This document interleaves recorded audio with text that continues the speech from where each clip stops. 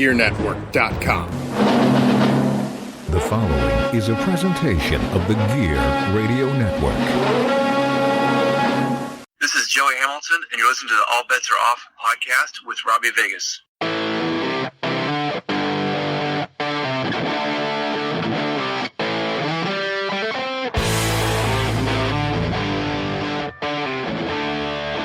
What's up, rock soldiers? This is the rock star Robbie Vegas with another brand new episode of the All Bets Are Off podcast, and I am super psyched for our guest today, Kyle Dunbar, one of my favorite tattoo artists from Inkmaster Season 3 and 4, voted on by America to come back in 4. So we're going to dig into his brand new podcast, the Fuck Nunez hashtag, but also before we even get Kyle on the line, they just announced that Inkmaster will be returning for a brand new season at the end of 2022. So just want to start that hype train because I'm pretty pumped about it. So hopefully you other Inkmaster superfans will be looking forward to that as well. But let me not drag this on too long, and let's get Kyle on the line. Hey everybody, this is Lauren Marie Taylor, creator and host of the Not the Final Girl podcast. Okay, so every horror fan remembers the final girl, right? You know, the one who can outrun and outsmart the Jasons, the Michaels, the Chuckies. I think you get it. But what about the girls and, the guys who met with an untimely end? Those of us who were tortured and tripped, dragged and killed. Don't we deserve some props? As Vicky in Friday the 13th Part 2 and Sheila in Girls Night Out, I know what a drag it is to succumb to those masked and wardrobe-challenged killers, to not be the final girl. On my new podcast, I'll be chatting with other women of horror who share the same fate. Special guests include those final girls as well as the writers and directors who created our characters, only to give us an early expiration date. And if they play nice, we'll let some of those crazed killers of horror tell their side of the story. So join me, Lauren Marie Taylor, on the Not the Final Girl podcast. Be sure to hit that subscribe button so you get the alerts when the episodes drop. Thanks for listening. Keep your doors locked and stay out of the woods.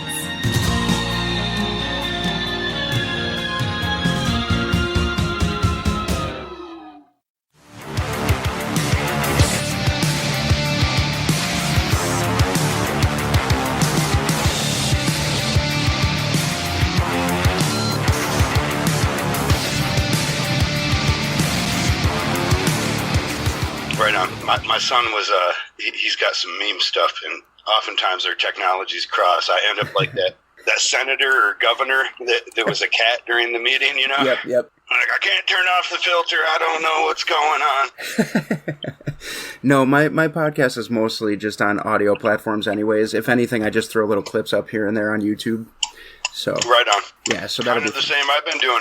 I've been amazed at the audience that's out there for just audio. Oh, I know. It's amazing. And I've been listening to your podcast, too. I love it, man. Oh, thank you. Yeah, no problem. I'm just surprised at how simple people can, like, there will be a number of people that will respond to such a simple thing. Yeah. You know? Yeah, absolutely. I'm just figuring out now how to actually edit audio. Well, I say I am. My wife is. Yeah, no, I've been doing this for 3 years now, and man, learning how to get the sound quality down was such a pain in the ass. How's the success of 3 years? Are you doing something besides podcasting, or are you just doing podcasting? Well, I'm a podcast host, I'm a professional wrestler, and I'm a musician, so I got all that stuff going on. Right on. Yeah. Right on. Many hands in the fire, I guess, or irons in the fire, as it were. I have to. I'm just that guy. Man, it's so crazy to go back and watch old like wrestling. I myself was never that drawn to Hulk Hogan.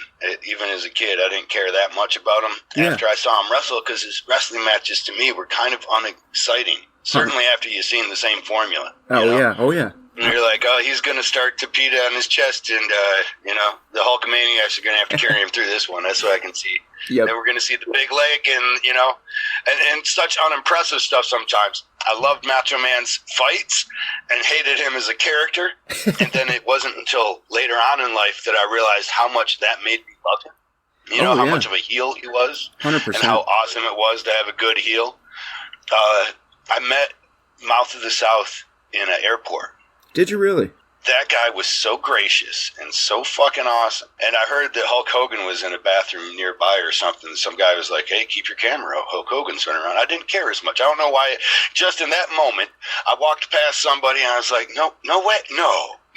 No way. I did a double take coming off of the airplane. Yeah. And here at the gate was the mouth of the South, Jimmy Hart. No fucking doubt in my mind who it was, right? Oh, like, you're like, suddenly, but in with the age and the difference, because he's an icon to me. I see him as a kid. So when I see him, I'm like, I don't know, 3 to 4 inches taller than him. You know? Yeah. And that's a little bit disconcerting. And for a brief second, I looked at him and thought, nah, he's just like, he runs a Greek chain of restaurants or something, Coney Islands or something. You know, that's who that guy is, the jewelry and all. But then I just did my double take. And I was like, no. And then I stood back for a second, really wanted to get a photo. Mm-hmm. But at the kiosk, something that, you know, happens to everybody is you're dealing with a fucking person who don't give a fuck about you. Yeah. You know? And that's what Jimmy Hart was in the middle of. So how nice it was, because I'm standing back giving him his ample time, and then I realized that she's kind of not recognizing him as the icon that I recognize. She's just treating him like any Joe Schmo, and she ain't got no love for him, and I'm sorry, but you're not going to be able to get whatever it is you're looking for. And then I come up at the, because I was not going to say anything, but then I was like, you know, I got to do it now. I was going to wait for the picture, but then I was like, no, I was like, I don't mean to interrupt, sir, but I would be honored if you would allow me. You're the mouth of the South, Jimmy Hart, right? Would you allow, oh, honey, thanks so much. No problem, honey. He kept calling me honey. Yeah. And he has that really southern accent. It's like, no problem. And he wanted to open up his shirt like he had the megaphone inside of it. You know, you want me to open up the shirt? I was like, I just want a photo. Like, I'm so fucking stoked. And then it felt really nice because I've got a slight dalliance. Is that the right word? I've briefly, I get a certain amount of fame, right? Yeah. And you find real quick that fame does nothing for you if it doesn't buy you a sandwich, you know, or if it doesn't, it don't get you out of nothing. Like Gilbert Godfrey says it all the time. You're like, oh, you recognize me? You want to buy me a pastrami and rye? Like, you know, he's just like, and I see that now because so many times people come up, they want a moment of your time and you're happy to give it to them. You know, you meant something to them. And then after that interaction is over, that they get that little bit from you. Yeah. They don't care what happens in your day. You know, they'll see, hey, oh, cool, Kyle, we're flying on the same flight. But by the end of it, like if you're duct taped to the seat in American Airlines, they don't give a fuck, you know. They're just moving on. So at that moment, it felt really good to be able to pay that little bit back, I guess. And I hope that he got his upgrade to first class. But I don't know. That's my history of it, and that's why my understanding has changed so much now with a different respect for the craft. Yeah. But I don't know. Some of them still fall short. Like if they don't bring it with the athleticism of the match, mm-hmm. You know, I mean, if it goes through the same ropes or tropes over and over, and it doesn't get reinvented somewhat, or they don't try to show some creativity, I get tired of it, I guess. No, I can completely understand that, and a lot of people do too. Like, I was never a huge Hulk Hogan fan, and I'm still not, because of the same reason. I knew that the match was going to go punch, punch, punch, big bootleg drop. That's how the last 3 minutes of the match was going to go, or 2 minutes. And it was just one of those things where it was like, nah, I'd rather watch Bret Hart and Shawn Michaels. Like, that was just, growing up, those were my guys, you know? So now, like, I try to bring some of that flair with my own flavor to what they used to do, you know what I mean? And it's funny that you brought up Jimmy Hart, because I'd done a bunch of shows with Jimmy, and he was just the greatest guy. And yes, he calls everybody honey and baby and sweetie. And super gracious, right? Like, I felt like he was ready to, like, he would sit me down at his table and he'd be like, so what are we eating? Like, he's about to take my order or something, you know? Right. And you're like, do you know who you are, man? Yeah. You're the mouth. But so many times, I mean, growing up, I hated him. And until that moment, I didn't realize how much he actually meant to me and the craft, because during the time, as a very young kid, I very much more liked Hulk Hogan. I didn't ever get to see the WW. I rarely watched him wrestle. I only knew about Hulk Hogan as the guy that came out and said, brother, had the 24-inch pythons, and then I didn't get to watch the WrestleManias. So occasionally he would come out and beat a jobber or something, you know, on Saturday morning, but usually it was just I saw him in highlights. Yeah, right. When I finally saw his matches, they didn't seem to matter as much to me, but I realized at that moment how much it mattered to me. Jimmy the Heart always coming in and fucking up every match, having a megaphone right there, distracting the referee. Even as I knew more about wrestling, I guess. NWO, I guess Hulk Hogan got a little bit funner, but still it was the same match. For sure. For sure, I agree. And it's funny, too, because when I did those shows with Jimmy, I had to ask him for a picture, and I hate to do that, and I know a lot of guys hate to do that, because you're in the locker room with the guy, and you're like, we're doing the show together, and we're supposed to be peers, and here I am being, like, still a fan, But at the same time, he like... didn't mind, right? No, not at all. He was great about it, and I still, like, I felt weird until he was so cool, and then I was like, man, I just didn't want to be that guy, and he was like, hey, we're all fans, that's why we're doing this, right? And it just, like, set my mind at ease as soon as he said that, and I was like, all right. And a lot of it, just like doing these podcasts, a lot of that is like it transfers over. So your support of him as you come up, he's seen it, I'm sure, a million times. At the back door, he just meets some kid coming in, some pencil neck geek who's like excited to be a curtain jerker for the night. Yep. And he's like, yeah, hey, boys, nice to meet you, says hi. And then years later, it's fucking Stone Cold Austin. Yeah. I'm sure he's been in that situation. So at that point, if he was a dick to Austin, it's going to make it hard for Austin to want to raise him or keep him aloft, if you will, in the echelon of wrestling, Oh, yeah. I don't know. No, 100%. The status. And so now, so when he pays that forward, I'm sure it's also paid him back several times over, which is one of those really nice things to see, like a pay it forward kind of imaginations.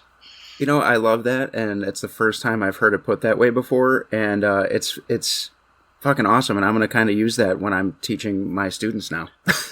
Well, sometimes, like in that case, yeah, so even in the smallest aspect, he has the opportunity to be a dick, but generally it's going to be good for his own business. I got to figure that if he's in the back room and he takes a photo and then you post it, like, that's more popularity, right? That's more, and now it's shared.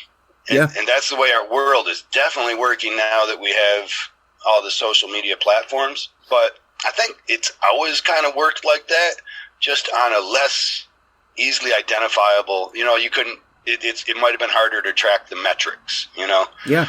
Like, of how, they write it in How to Win Friends and Influence People.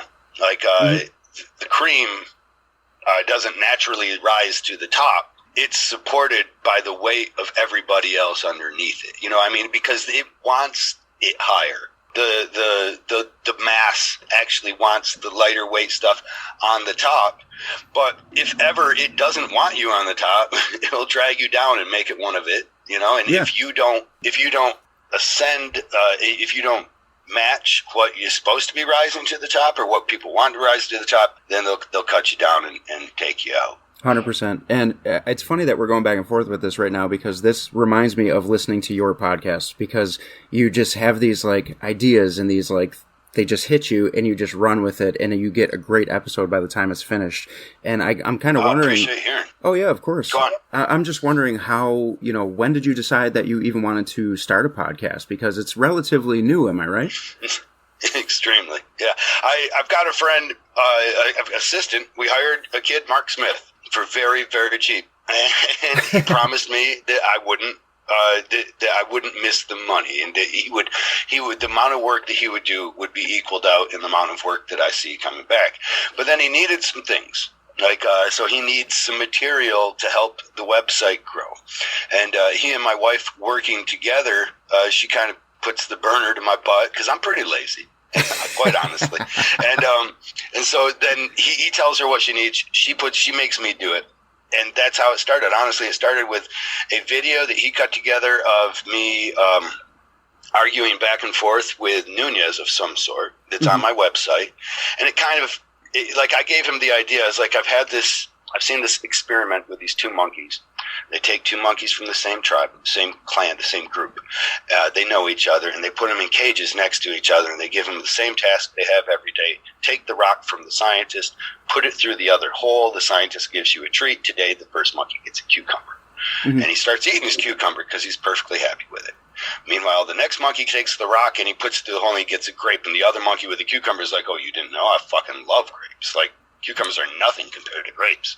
It's the same work. So go ahead and give me that rock again. I'll put it through the hole, and you're going to give me a grape. I can, of course, because he's getting a grape. I'm good. They give him the cucumber.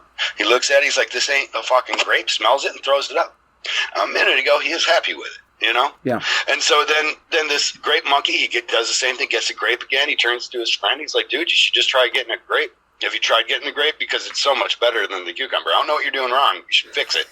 The other monkey grabs the rock and he tests it. He holds it for a second. Like, it has value, right? You fucking doctor. And I'm sorry, I don't know why I can swear, but I probably can. You right? can, yeah. So then he puts it through the hole. He gets the cucumber again. Are you fucking crazy? He jumps at it. He tries to find his way out of the cage. He reaches towards the bowl of the grapes. He's mad. He doesn't know what's going on, and he's furious. And in that, at that moment, they actually have that up on a TED Talks. It was used I saw it years ago in a completely different experiment in a show called Brain Games. But they used it in a TED Talks, and it's a live audience is watching it. And at the moment that monkey throws the cucumber at the scientist, everybody laughs. And that really struck me. That was the first time when Mark edited it together like that, it was the first time I saw it in that fashion. Yeah. And Mark pointed it out too. He's like, look at the audience is laughing. That means to me that to have interest for the show, which they did have a great interest in the show, Inkmasters, that they wanted to have that experience. If you throw the cucumber, they benefit. And then it kind of put a lot of the bias inside of my head is finally making sense. When I'm on the show, the bias, you're always trying to stand outside of yourself. You're like, is it even there? Am I imagining it? I don't want to be complaining about a bias that's against me when there is none, and then I just look like a complainer. Yeah, right. So am I or am I not? Is this bias even real or not? You're always second guessing that, and then you don't know the motive of it because you're curious. You're like, I don't feel this is the way they treated Tattoo Baby. I don't understand why they're treating me like this. Did I not comb my hair right? Did I say the wrong words? We did kind of fight a couple of times. Is that enough to make these people mad at me or this person? And you see how this is going on and you start guessing yourself. I remember on a day that I did a very good tattoo. It was a perfect circle on a geometry day. And they didn't mention a third place. Usually they mention 1, 2, and 3 people did good, and then they pick out of those 3 one of them that did the best, leaving the other second and third to fight over, which was second place, third place, and just to fight. But for some reason that day, they only mentioned 2. And they gave no response as to why they only mentioned 2. They gave out enough good critiques that they should have at least given a third. They could have given out 4. I was curious if my placement, if I placed above Halo or if Halo placed behind me. That was a real curious spot for me, and I never got to find out because they never even said 1, 2, and 3. They just named 1 and 2. And honestly, the second place, which was Scott's, there was a lot that you could have cut down in that, and they failed to. That was one of the first times we looked at people who were judges with a normal critical eye, and they even explained it to us off of camera, not really off camera, but we knew that it never made it in the camera, but they would explain, guys, when you watch the show, you only see 20 seconds. For us to get 20 seconds, it's going to take 10 to 15 minutes. You're going to hear a lot more mean stuff, you know. They didn't really set it up like that, but they let us know that if we compare it to our experience with the critiques prior, then we won't have an apples to apples comparison, if you follow. Yeah, interesting, yeah. And in that explanation, they explained that they are trained tattoo artists, and even if they have the best tattoo in the world looking at them, they have the ability to cut it down. And then we watched them look at Scott's tattoo, and they found nothing wrong with it. They loved the way it was shaded, even the blown out lines. They didn't talk. The symmetry was way off on this thing, and it was obvious. And I'm at least looking at it quizzical, but not wanting to say anything. Because you put yourself in a targetable position. And so that whole time I'm wondering about these biases that are occurring or that I'm imagining. And then when I saw the video that Mark put together, it quite clearly showed how they were making an interesting show. And then it correlated my own actions with this kind of crazed monkey. I loved it. Well, that he then said, I'm sorry, this is a long answer to get around to how I started the podcast. No, you're fine. Sorry. But then from that, he made the video and he says, Kyle, I could really use some audio kind of explaining anything like that too, or some audio of your care instructions. I've got some of the best care instructions for tattoos ever. And I'll just say it because, you know, who's going to say I'm wrong? And if they are, I'll argue it with them. I have the best care instructions. No one in the world has ever come up with care instructions nearly as good as mine. my care instructions are the best because it's one thing. Treat it like a baby. You know, everybody can remember that. You want your tattoo to heal good? Treat it like it's the most important thing to you, and like it's your whole reason for being, and it's going to heal good. You do something that makes your baby mad, it's going to cry, it's going to tell you, you're not going to do that again. Do something that makes your baby happy, that's what you should always do for your baby, you know? Yeah. But anyway, so he wanted that as care instructions. I gave him that, and people kind of responded. And then I gave him some of my own personal thoughts, and people really responded. Enough that it scared me, because eventually my thoughts are kind of polarizing, or I find them to be.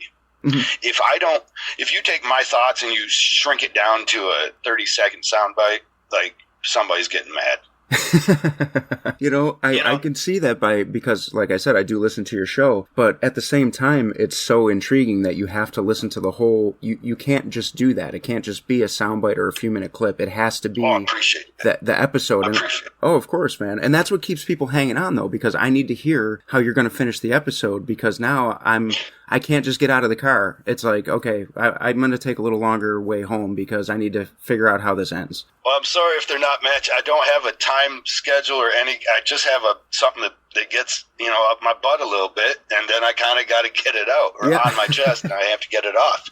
And it will just be topical. I think, and some of them are scaring me. Like I did one on the N-word that I feel very right. At the same time, I know that it goes counter to a lot of what is just accepted right now. Yes. And I'm scared of the responses that I may get as some amount, because I would rather honestly shut up. But I'm an honest person, and I think I have a valid, as everybody does. Everybody has a valid viewpoint of the world. Whether or not it's right, that's determined by groups, I guess, or determined by individuals. But everybody's got a valid point, and I've got one that I do study out. I mean, I do think about in sometimes very complex ways, and sometimes very simple ways. And then, I change constantly too. So, I mean, this me now is certainly not me 20 years ago, and I don't know what I'll be in 5 years from now. So, I don't know. That's a fear I guess I have, is that like making any of this stuff, now you are that. Like we see it with Joe Rogan's podcast. He's been doing it for like 14 years, I guess. Yeah. And they go back to his earlier stuff, and they can find all kinds of things that can make him appear to be this. Well, I don't know, make him appear to be the idea of bad. I think we really need to quantify bad people better now and begin to understand that good people are capable of bad and bad people are capable of good. And simply because it's Hillary Clinton does not mean that she doesn't love her mother. You know what I mean? Just because it's Donald Trump does not mean that he does not have capacity for love. Right. You know what I mean? Like whatever these two polar opposites of your spectrum are, we begin imagining that is bad and always will be, and all of its fruits will always be tainted or rotten, and that is good and always will be, and everything associated will always be good. But in that, we just become the sheep, if we're not constantly testing. Like, the job of a Republican is to question Republicans. The job of a Democrat is to question Democrats. And inside of that, we actually hear a lot of bleeding sheep that are also like the cream, because certain creams, certain milk turns a certain way. It makes different cheese. That one makes different cheese curds, and we see it more that those extreme sides are raised, or the imagination. I don't find it that way. Like, when I'm relatively liberal, I guess. I don't care what your sexuality is, and I really don't care what you love about guns or what meat you eat. I do have concerns with the way that we do anything, and actually those concerns, they echo among my right-wing friends very much. Like, I'm amazed at, it's always our concerns are the same, our answers are slightly different. Yeah. But then inside of that, we are literally programmed as sheep by everything we consume. And I say sheep like it's a bad thing, but I don't know that it is. But by everything we consume, we're programmed one way or the other. Like, oh, you're a vegetarian.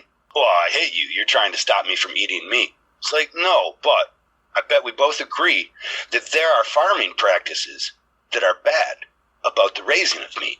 Yeah. Oh yeah, we definitely agree. I mean, I eat meat, so as a meat eater, I'm really fucking concerned about it. Yeah, as a vegetarian, I'm concerned about it too.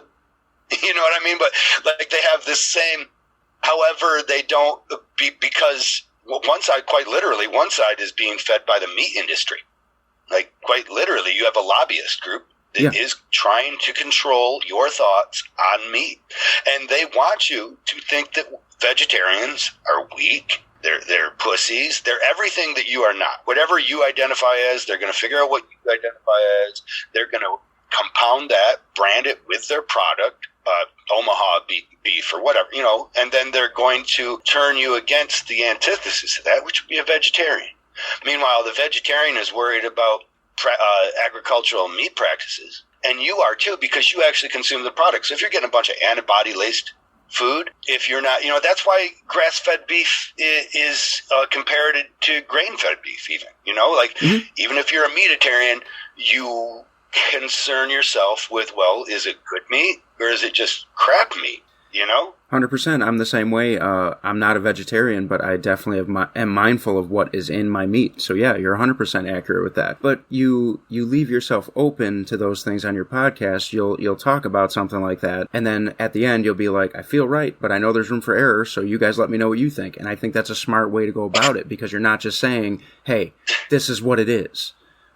I appreciate that. I just read an article yesterday telling me that will make me appear less intelligent. So I actually was concerned about that exactly. They're like, if you use words like I think or in my opinion, you can appear less intelligent for not knowing what you're saying. I'm like, those are some of my favorite words. I don't know how I would those are important to me. I think that most things should be prefaced with that. Like, sure, maybe I sound smart when I don't use those words, but maybe I'm not smart.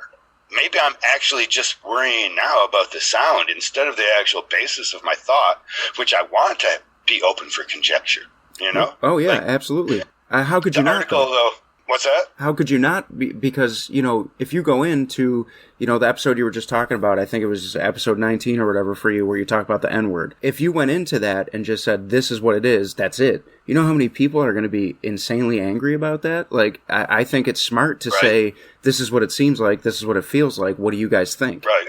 This, from my perspective, that is one of the people, I'm kind of fortunate here. My son, like I've raised this social justice warrior on accident, on purpose. I don't know. I've given him a lot of leeway, and he sees the world. You know, he's at that age anyways where you really start trying to harden down how you see the world. Yeah.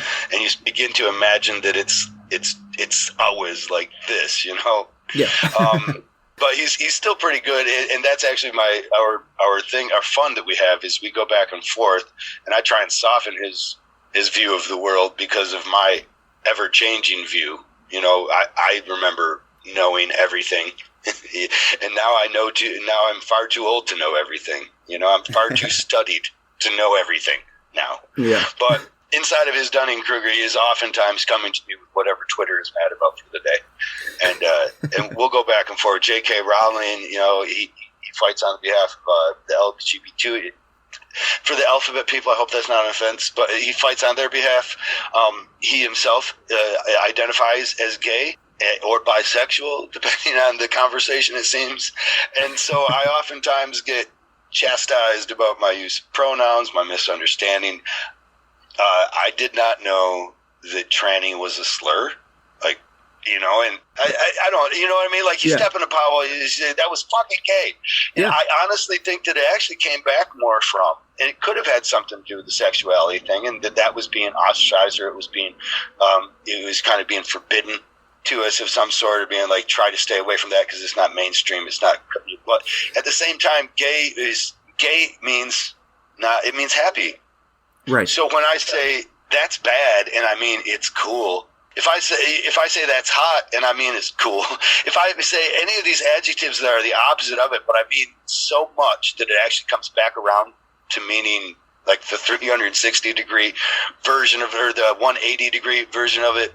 I don't know if that makes sense to you. To me, it makes sense that if a gay happy time, like if you gaily deck the halls, and then you step in a mud puddle by the same version that hot is cool and cool is hot, then you are also possible that is not a good time when you stepped in the mud puddle. So that was gay.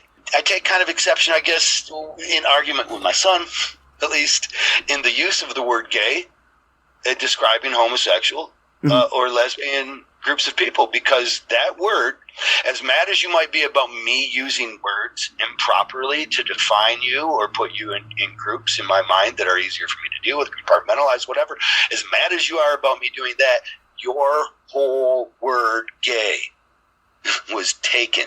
Maybe it was foisted upon you, I guess. You've certainly used it now. You've accepted it. You know? And it wasn't this derogatory so much before. So, I mean, I imagine the very first time that you started talking about people that didn't fit into your culture because they maybe liked the other sex or the same sex, and you said, that person's, and you didn't want to say words that weren't appropriate inside of polite conversation, so you said gay. Right. And they knew that it meant he was happy. Yeah, right. Or whatever. It doesn't seem as much that it was this derogatory ever. And so now that it's been accepted as being the word for like the Gay and Lesbian Anti-Defamation League or the group GLAAD, I'm like, I don't know. When do we get our word back? You're so mad about me using words. When do I get to watch Fred Flintstone again? You know, and have a gay old time without thinking him and Barney are sneaking off behind the woodshed together. You know, when do I get my word back? I get it. You're mad about words. So if we get to get mad about words, though, we get to get mad about all kinds of words. And that was one of my words. Just like maybe I want the rainbow back. You know, maybe I'm an artist. I love colors. The spectrum of colors helps me communicate emotion. And I love the rainbow. Remember Robbie Williams from Ork? He had the rainbow suspenders. I grew up with that. Yep. My dad used to have a rainbow hat. And not that I'm saying it's bad that it might mean something prideful. I'm just saying, hey, can't I just identify with that as a straight heterosexual man who doesn't have to be asked whether or not he's an ally? I just like the fucking rainbow. Give me the rainbow back. God damn, you guys stealing everything. And see, this is, conversations like this just keep bringing me back to your podcast, because is this how you do it? You just like click the microphone on and just whatever's on your mind, you just let it roll? Yeah, I'm planning one today for that's been on my mind. I try and let it build up a bit. I think about it.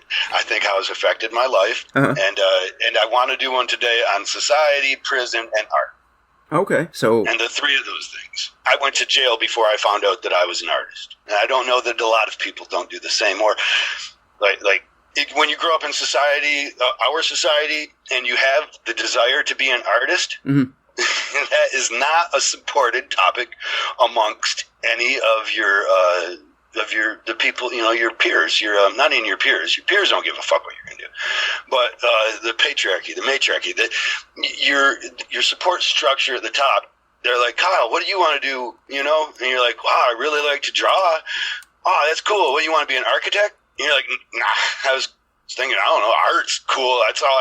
You're asking me. I'm pretty young. I don't even know what I want to be. Like, yeah, you should probably be an architect because you like to draw. And then you're like, okay, I'll try it.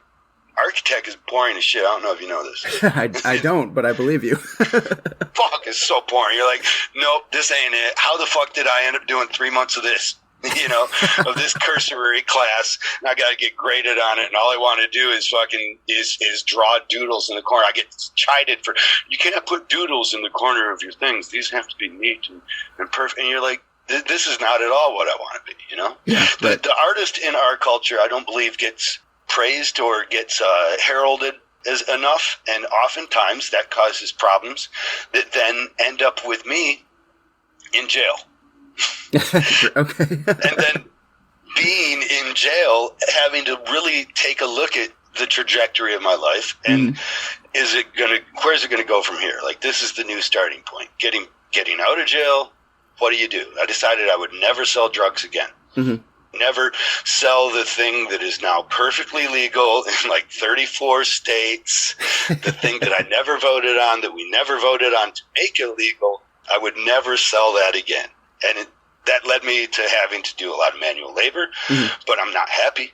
I'm still an artist, Right. This is all I've been training to do my whole life, was just to draw shit. And it wasn't until I really kind of found tattooing that I knew that there was anything you could make money at with art. And we don't tell our kids, and we don't tell our society so much, like, these are the things that you could possibly do good in. Because when it doesn't fit, when it's just a harder thing to think about, people are like, well, can we just make this easy on me? You're like, no, I don't want to be an architect. But yeah, man, it's going to be a lot harder for you not to want the thing that I want for you. Could you just want the thing that I want for you? Like, right. I can't. No. So I think that nurturing, like, I feel like the jail problem in America is horrendous, that we haven't looked at it on a holistic level of actually fixing it. And a lot of people, there's a kid, actually, I grew up with, Scott Mahoney. He'll never get out of prison. And he used to draw. He's doing tattoos inside. I saw a tattoo that he had done. And I saw a tattoo, and it looked really good. Like, it didn't look like a jailhouse tattoo, but something about it gave me the idea that it must have been a jailhouse tattoo. Because some of the tools used to work with, you're like, it didn't look like he was using mags or larger needles. So why would he be using these small needles if he has such a skill, unless he can't get the bigger needles? Yeah. So I asked the kid, but then at the same time, how did he get good color?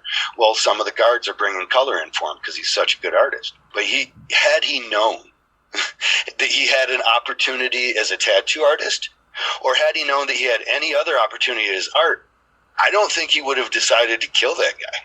I think it could have been a very different trajectory for him. Yeah. Sometimes we fall into drugs because of trauma that we had or whatnot. And if we don't have anything else, like, that can become you.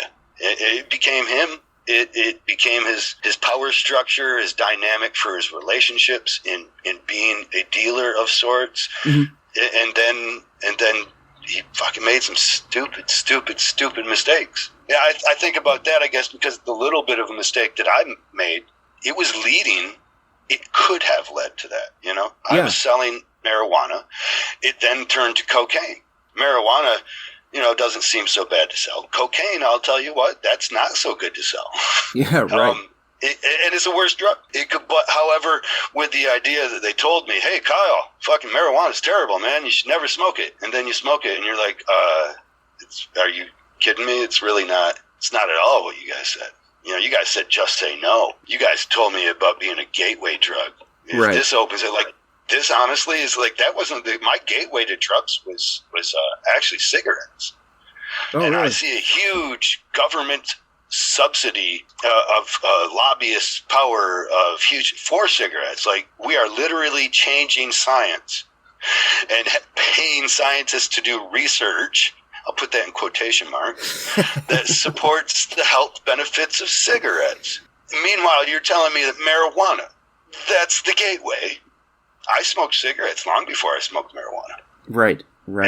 They're highly addictive. They're mood altering. They're mind altering. And we can get them easier, at least at the time, than you could get marijuana.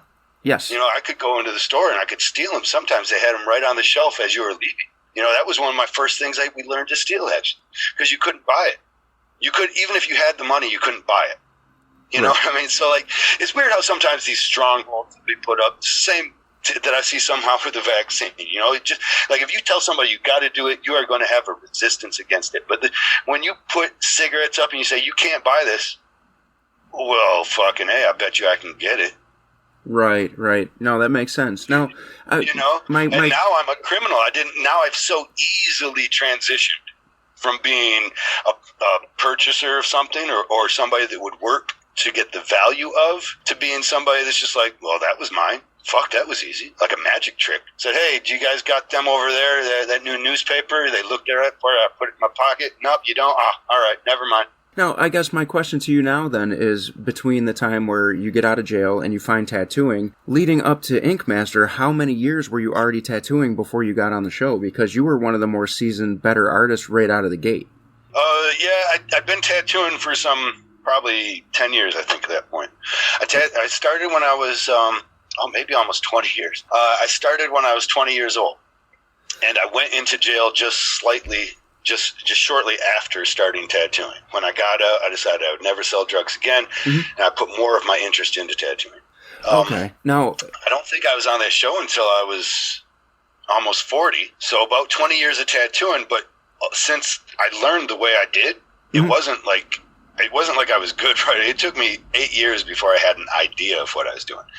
I think I said it on the show. I was like, I've only been good for like 8 of them. And that was just the honest truth.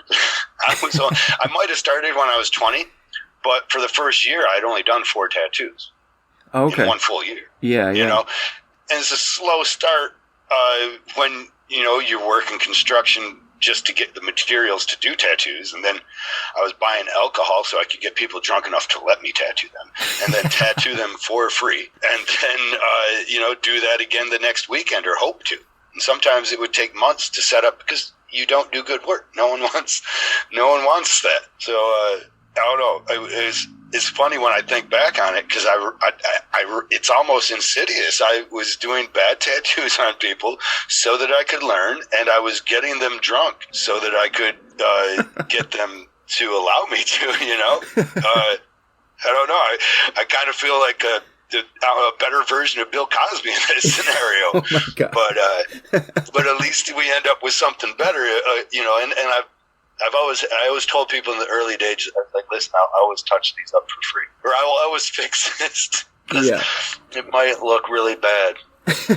But, you know, fast forward, though, you do get to Inkmaster, so whatever path you took worked out for you. You were America's favorite. You were voted to come back by the people. If that's legit or not, I don't know, but it seemed like you were a favorite to me. I know you're a favorite in my house. So it's one of those things where, you know, yeah, the path was a little bit rocky, but you got there. And then that brings us to, you know, the blow up with Nunez, because it did, even from somebody who's just a fan of the show watching it, when he made that comment of tell Kyle Dunbar he should be down here, even at home you're going, oh shit, like that was messed up. And that's where you got the hashtag fuck Nunez from, that you're now officially retiring. I heard you say that you're done with it. Yeah. But that was a big deal. I'm done. I've had a lot of people remind me right away. As soon as I put out that podcast, it was like, hey, I want to be nice to Nunez. They were like, you know, we hated Nunez far before you, Kyle, so don't. But I was amazed. I didn't. My wife went to his Instagram imagining that she was going to see a lot of the things that she sees on my Instagram, which people remind me all the time. Like, hey, I wish you beat his ass. You should have beat his ass. Why didn't you punch him? The worst thing about you, Kyle, is you didn't punch him. All these kinds of things, right? The only thing that makes me think that you might be a bitch is that you didn't actually punch him. Are you a bitch because you didn't punch? It's so we expected that he was going to have some of the same things. Yeah. You know, where people were like, you would have beat his ass. He's a pussy. I can't believe he even attempted to talk to you like that. And we saw much the opposite. Like, he had one picture of him out by the pool, and like 4 or 5 comments down, somebody had said, Kyle Dunbar is going to grab you by the ankles and drag you in. You better watch out. Like I was this boogeyman in his comments. Like, his comment section has to suck simply because that occurred, you know? So, I don't know. I felt kind of bad for it. My son, he says, no, fuck Nunez, because he's, my son's very vigilant, like I said. So he's like, yeah, he's a sexual predator. I says, he's not a sexual predator. That has not been proven. He harassed a girl and it was settled out of court. It's not the same, you know? And he's like, well, he is a racist. I'm like, that was Ali, and I don't even know that Ali is so racist, but so much as he makes stupid decisions sometimes without thinking. Right. And it goes on. And my son didn't want me to. But I get it. Now I feel stupider. Like, I get it. Yeah, everybody hated Nunez, probably for good cause, and I don't get to control the fuck Nunez hashtag. But I am officially retired from hating that kid for it. Everything he did was in my benefit. He knew it when he was doing it. He mentioned it several times. As much as they, I should say, used his saying. What did he say? He said Kyle performs better with anger, animosity, so that's why we're giving him this kind of, he didn't really say bias, but I'm going to use bias. But the reason he said that was because, you know, they were filming this show. But moreover, or not filming the show, because, you know, they were going after, there was no other excuse, no other motive, except for outright, this guy hates Kyle, to build up that drama. But he continually noted to everybody how the play out for season 2 went. Yeah. He was like, number 3 did better than 1 and 2. Or no, he said number 4. He said number 4 did better than 1 and 2. He would always say that. Mm-hmm. Number 4 did better than 1 and 2. So they already brought me back. I'm number 4. He knew that time he was making me do better than 1 and 2. Yes. You know, and probably builds up a certain animosity, I guess, if I'm not going to thank him for not giving me a finale piece, I guess. Thanks, buddy. Thanks a lot. But at the same time, he was building up drama that he knew. So I think he did know that everything he did, despite it being against me, was also in my benefit in the future, if that makes sense. No, it makes perfect sense. And I could see that, you know, after the fact when he said that, yes, I could kind of see that. And then also when you were back on that finale, he kind of said that to you again, like I was just trying to push you to do better kind of thing. But at that point, the crowd and the fans were already like, yeah, fuck you. You know? Yeah, well, it was obviously bullshit. You weren't trying to push me. You were trying to make me more interesting for the camera. Right. Something he can't honestly say, which also makes him a bitch. If you can't be honest, you're a bitch. You're a bitch to that lie. You know, whatever owns you, that's who you're a bitch to. In my opinion. Right. And when I realized that he was owned by several things, including his stances on things, then I felt that's why I even called him. I was like, he's going to be so mad about being called a bitch. Yeah. I guarantee. Well, let me ask you this. I have rapid fire questions for you. Just the first thing that pops in your head regarding Inkmaster, and let's try this out. So, okay. Sounds like fun. First one, if you got to choose who won the 2 seasons that you were a part of besides yourself, who are the 2 people you would pick? Easy. Craig Foster and then Halo. Oh, great artist. Halo was the best artist that was on that season. He could outdraw anybody. He was out-practiced. He dedicates so much of his life to it. He lost a young one when he was really young himself, mm-hmm.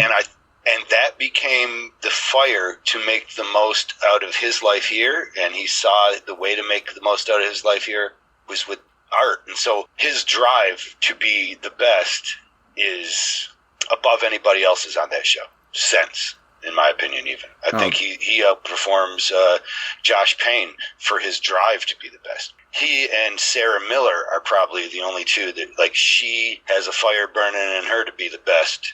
That is unrivaled, but maybe by Halo. Right. Other than that, Craig Foster on the first time, just his technical ability was off the charts, and his drawing ability, again, was off the charts. He could draw similar to Jimmy Litwalk. Yes, yeah. But he could transcend that to different genres better than Jimmy could. I agree. I honestly thought that Craig was going to go all the way, so his elimination was a shock to me. It was a shock to us, too, on the show when it happened. There was conversation about it, and it was the first time, like, Toto began to pull the curtain back. Gotcha. Seeing a guy back there turning shit, you know. Because Yep. Craig had come to me days prior to that and asked if I remembered what the other people had gotten as a reward for winning the Flash challenges. And they had gotten the ability to hand out, you know, the order or the arrangement of the next challenge. Yes. And he had never been rewarded that. And he says, Kyle, I'm not saying it's racist, but I don't know the difference between me and the other guys, except for the color of my skin. I think it might have been he was really quiet. That might have been a bigger difference in that. You know, like, they don't want to award too much to the quiet guy because he's just not going to drum up that much interest. Yes, and it's funny that you say that, because when I had Joey Hamilton on the show a few weeks back, he said the same thing about not Craig, but just artists who are more quiet and reserved in general, that they would be the first to go no matter what, because they don't bring anything to the drama of the show. So sad, because that can really hurt them. But I have seen that what it does is it can make them even more fired up about their own art. So, like, there's a couple artists that were just so far beyond the placement that they got removed from the show. Yeah, that it's insane to me, and to see it. But to them, I think it added to the fire, if you will. Mm-hmm. You know? Yeah. Whereas me, I went through it, and it kind of pulled a lot from I have to stoke the fire of tattoos, you know, or my passion for it a lot more than that, because I got a lot of love, I guess, from it, you know, and as much hate as I felt on the show, I felt easily that much love. In hindsight, like, people have really liked the storyline. They liked my honest attitude. Yeah. And so I've been blown away by that. I don't know.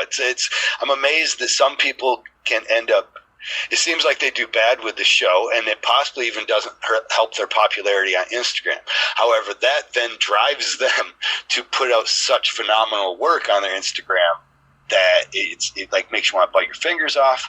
Conversely, I am only now buying an iPhone because I haven't taken a picture of a tattoo that I've liked in over 2 years. Mm-hmm. And every time I pick up somebody's iPhone to take a picture of the tattoo that I'm struggling to take a picture of with my Android phone, it like immediately takes this beautiful picture that I would post any day, and I just never use it because I'm like, it's from your phone. I didn't, I didn't really control the lighting the way I want. So anyways, we're getting an iPhone so I can finally start posting pictures of my work. If Instagram were filled in my comments section with people being like, you suck as an artist, I can't believe you even bothered picking up a pencil, my 4-year-old draws better than you, I bet I would put up more of my artwork. Right, yeah. Some of my contemporary friends that were removed early from the show, they put up a bunch of artwork. I'm like, but I get so much love on there from people. Like, I remember once I accidentally posted, I was sending a picture to a T-shirt guy, and it was just a picture of some folds of this shirt, but on the fold, it was able to catch the light, whereas, like, look at the black here is a different gradient than the black here. It becomes kind of obvious when the shirt's worn, so I was trying to show it to him to try and help him make a better product. I simply posted that, and it got 230 likes. Jesus. I'm like, and it had no caption or nothing. It was just like this. I didn't mean to post it. I don't know what I'm doing on Instagram. so I accidentally posted it. But that, with getting 230 likes from that, well, why, like anything, I myself, and I strive, or I thrive kind of off of a certain amount of, conversation, or feedback, and having all positive feedback on Instagram actually has kind of turned me some away from it. It's not where I'm going to get, if I believe my Instagram or my comment section, then I walk away with an artist that doesn't need to challenge himself today. Well, with all that being said, and leaving it, there, would you, given the chance, do Inkmaster or a show like it ever again? It would all depend on a lot of things, but yes.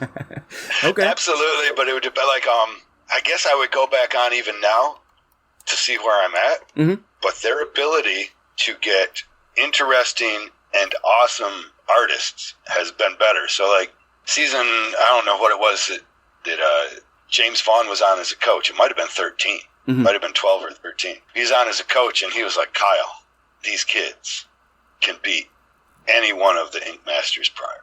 Like, every single one of them. He's like, these kids are just so much better than the level that was being attracted prior.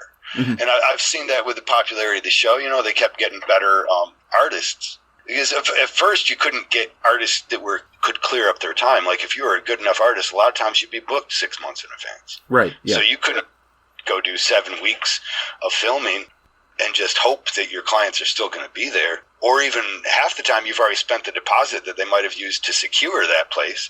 So you would have to refund people thousands and thousands of dollars, possibly tens of thousands of dollars in refunds just to go on that show. So they couldn't get the top echelon of the tattoo artists for some time. Gotcha. That's why I've heard rumor that Shane O'Neill went on with a contract that guaranteed he would win, because they needed somebody with the gravitas of Shane O'Neill to give it a credibility. Now, I've also heard that is not true. Right, of course. I mean, who knows? And I'm sure it's going to always be out there. So someone's always going to try and sour grapes. But I would imagine that it would be more possible that I could be guaranteed as a certain artist to not be removed for some bullshit. Yeah. If they come to me and they'd say, listen, imagine I'm Shane, I guess, but if they say, Shane O'Neill, you are a leader in the industry. We can make you known, and we recognize that it does more for our show the further you get. Yeah. And we could easily see that you would, barring some great faux pas of tattooing, you will definitely be in the finale. I could see them more easily guaranteeing something like that, or even making him understand that, Yeah. Because there is an understanding there. I think it's like, I can see that they're better off suited if I do good, because otherwise the competition we could all just be like, well, they had crap competition. One of the guys literally on one of the first episodes, there was one of the guy like B Tats or something. Mm-hmm. Like he was a trucker. He was not a tattoo artist. They couldn't get enough tattoo artists because of their the difficulties with casting an unpopular show. Yeah. Or an unproven show. And so there's this guy that was a truck driver, but he did tats part-time, and he was one of the first removed. He did a really bad tattoo. I heard he became a tattoo artist since. But the irony is irony. It's still worth noting, you know? Right. That and then I could see that would make sense to somebody like Shane. Right. You know, like maybe I don't have a guarantee, but it's a guarantee. If they want this show to do good, they need Shane O'Neill to progress. That's true. No one else is coming on here with my name. Yeah. Okay. Now, no, that makes perfect sense to me. So, Kyle, the last thing I want you to do right now is to just plug your social media and your website and your podcast so that people know where they can find you, listen to you, keep up with you, and all that stuff. My wife makes it easy. She keeps it easy because I can't deal with complexity in my life. So it's Ink by Kyle Dunbar anywhere you go. So it's like www.com Ink by Kyle Dunbar, INK by Kyle, KYLEDUN, not M. Surprise, surprise. But N as in Nancy, BAR, Dunbar. And it's also the same on Instagram, Ink by Kyle Dunbar, and I believe it's Ink by Kyle Dunbar on Facebook. It took her some work to do. I don't know if it's hard to change your name on that stuff. I apologize about not being the best with it. I do promise you that most all of your messages get back to me. I don't check them all because I can't understand that feed, but anything of merit and even compliments, actually, my wife ends up reading these things to me. It's sad. It's sad how simple my life is, actually. I worry for those around me. It's a good thing that I don't want to be like I'm just one of those eaters, you know, like one of the people that get so fat, but they couldn't have done it by themselves. Like you need a support structure of people to get that big, you know. Like someone's got to deliver those meals. If you got up and walked to the fridge, you would burn off more calories than you burn. That's kind of my support structure, but with my attention to detail, or just is it ADD? I've never been diagnosed, but it feels kind of ADD sometimes. You know, I kind of flit around, and my attention is not kept very easily. Well, I mean, your support structure is working out for you, though, so you know. A little different than the eaters. Oh, well, it works out for them right up to the point. It's just there's a point. There's a tipping scale, quite literally tipping scale. When they tip that scale, when they can't make it out the door, when they're like grabbing the forklift and they're like getting construction workers to figure out how to support trusses while they remove a woman through a fucking picture window. You're like, yeah, it got past that point. There's the tipping scale. I like those. Do you watch those shows? I've never watched them. No. They're like a guilty, not really the 600-pound life stuff, but some of these guilty pleasures for me are like the Married at First Sight. Oh yeah. God, it's so awesome. I feel terrible though as a human being when I get done because 100% of the time I'm just rooting for the failing of that. Well, even when they're the cutest with each other, I'm like, oh, these two are perfect for each other. Can't wait to see that fail. Well, Kyle, man, I want to watch that spiral down in flames. I gotta say, it was an absolute pleasure having you on the show, and it's a pleasure being. I gotta wrap it up, but this was awesome, man, and I honestly hope that we can do this again sometime. Absolutely, Robbie. Look forward to doing it again, and look forward to seeing you. Now I got your what is your wrestling name? I guess I should get that so I can follow you. It is Rockstar Robbie Vegas, and you're already following me on Instagram, so you can catch me anywhere on there. Okay. And I post links to everything. Look. Yeah. Rockstar Robbie Vegas. That's a great name. Are you a heel? I am usually, yeah. Awesome! I'm excited. That's so. We love the heels, man. All right. I'm sorry. We should wrap this up, though. I'll let you go, Robbie. Thanks for talking, brother. Oh, I appreciate you, man. I'll send you some videos. How about that? I look forward to watching them. All right, cool. Thanks again, Kyle. I appreciate you, man.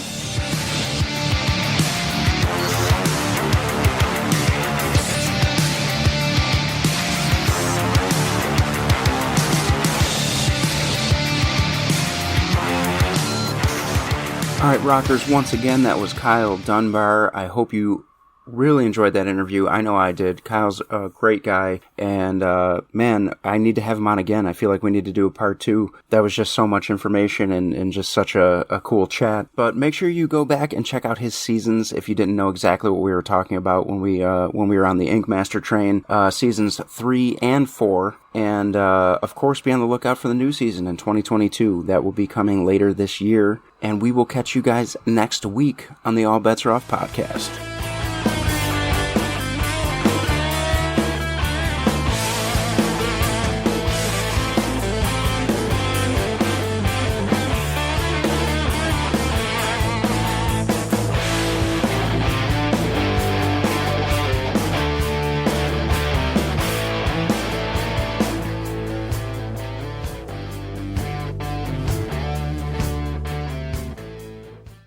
The preceding presentation has been brought to you by the Gear Network.